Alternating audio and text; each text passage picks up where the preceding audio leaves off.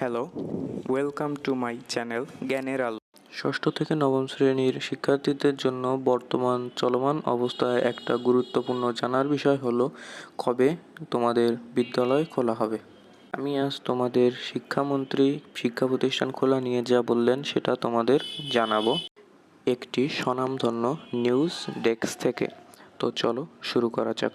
জেলা প্রশাসকরা নিজ নিজ এলাকার পরিবেশ পরিস্থিতি সম্পর্কে জানানোর পর তা পর্যালোচনা করে শিক্ষা প্রতিষ্ঠান খোলার বিষয়ে সিদ্ধান্ত নেওয়া হবে বলে জানিয়েছেন শিক্ষামন্ত্রী মহিবুর হাসান চৌধুরী নওফেল। বুধবার 14 জুলাই রাজনীতিতে তিনি একথা জানান।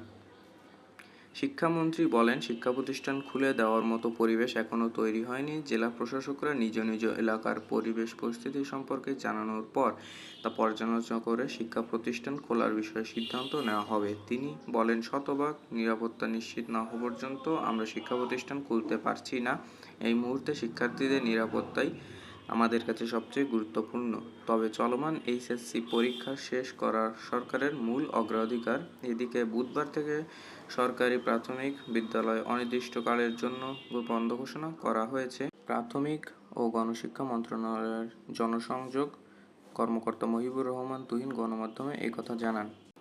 তিনি বলেন, শিক্ষার্থীদের নিরাপত্তার কথা বিবেচনা করে প্রাথমিক বিদ্যালয় অনির্দিষ্টকালের জন্য বন্ধ ঘোষণা করা হয়েছে। পরবর্তী ঘোষণা না দেওয়া পর্যন্ত স্কুল বন্ধ থাকবে।